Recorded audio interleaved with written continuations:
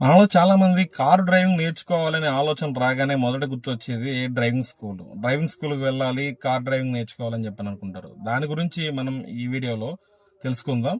అందరికీ నమస్కారం, నేను మీ mister Telugu driver. Car driving నేర్చుకోవాలనుకున్నప్పుడు డ్రైవింగ్ స్కూల్కి వెళ్తారు. ఇక్కడ కాన్సెప్ట్ ఎట్లా ఉంటుందంటే, వాళ్ళు 15 రోజులు డ్రైవింగ్ నేర్పిస్తామని చెప్పని అంటారు.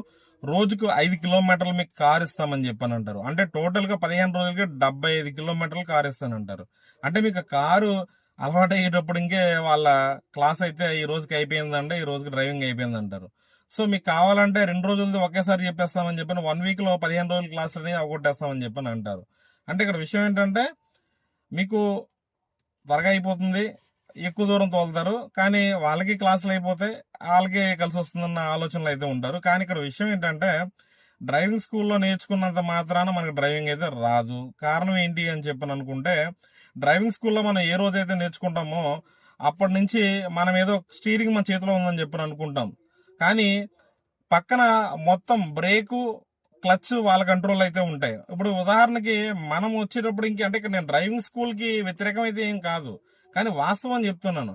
ఇక్కడ మనం బ్రేక్ వేస్తాం, అంటే ఒక వెహికల్ చూస్తాం, ఒక డిస్టెన్స్ మెయింటైన్ చేస్తా బ్రేక్ వేసేటప్పుడు అక్కడ ఏమవుతుంది అని చెప్పానంటే, మనం బ్రేక్ వేసామని చెప్పని అనుకుంటాం. కానీ వాస్తవానికి పక్కన ఉన్న ఆ ట్రైనర్ ఎవరైతే ఉన్నారో వాళ్ళ బ్రేక్ వేసేస్తారు. ఎందుకు అంటే వాళ్ళ కారు డ్యామేజ్ కాకూడదు, పంచేది కాకూడదు అనే ఉద్దేశంలో వాళ్ళు ముందుగానే బ్రేక్ అయితే అప్లై చేస్తారు. మనం అప్లై చేసాము అనుకునేటప్పటికి వాళ్ళకి అప్లై చేసేస్తారు. సో మనం ఏమనుకుంటామంటే, మనం వేసిన వల్ల కారు ఆగిందని చెప్పి అనుకుంటాం. కానీ వాస్తవానికి వాళ్ళ పక్కన ఉన్న వాళ్ళు ట్రైనర్ ఎవరైతే ఉన్నారో వాళ్ళు వేయడం వల్ల కారు అయితే ఆగుతుంది. అంటే ఇక్కడ విషయం ఏంటంటే, మీరు బ్రేక్ అయ్యే ఇలా గుద్దేయండి అని నేను చెప్పట్లేదు, కానీ మన కంట్రోల్స్ మన చేతులు అయితే ఉండవు. కాబట్టి మనం ధైర్యం తెచ్చుకుని ఎవరో లేని ప్లేసుల్లో అటువంటి చోట్ల మనం ఎవరన్నా పక్కన తెలిసిన వాళ్ళని కూర్చోబెట్టుకుని, అంటే ఏదైనా ఇబ్బంది వస్తే వాళ్ళు హ్యాండిల్ చేసి ఉండేలాగా వాళ్ళని పెట్టుకుని మనం సొంతంగా నేర్చుకోవడం అనేది చాలా ఉత్తమమైన విషయం. డ్రైవింగ్ స్కూల్కి వెళ్ళినంత మాత్రం డ్రైవింగ్ వచ్చేస్తుంది అనుకుంటే కనుక అలాగా కార్లు కొనుక్కుని డ్రైవింగ్ స్కూల్కి వెళ్ళొచ్చి కార్లు కొనుక్కుని యాక్సిడెంట్ అయిన వాళ్ళు, దెబ్బలు తిన్న వాళ్ళు, ఒకసారి యాక్సిడెంట్ అయిన తర్వాత మళ్ళీ కారు ముఖం కూడా చూడని వాళ్ళు చాలా మంది ఉన్నారు. డ్రైవింగ్ స్కూల్ ఒక్కటే మనకి డ్రైవింగ్ వచ్చేస్తుంది అనుకుంటే మాత్రం అది మీరు పొరపాటు పడ్డట్టు. డ్రైవింగ్ స్కూల్ వెళ్ళినంత మాత్రం డ్రైవింగ్ అయితే రాదు.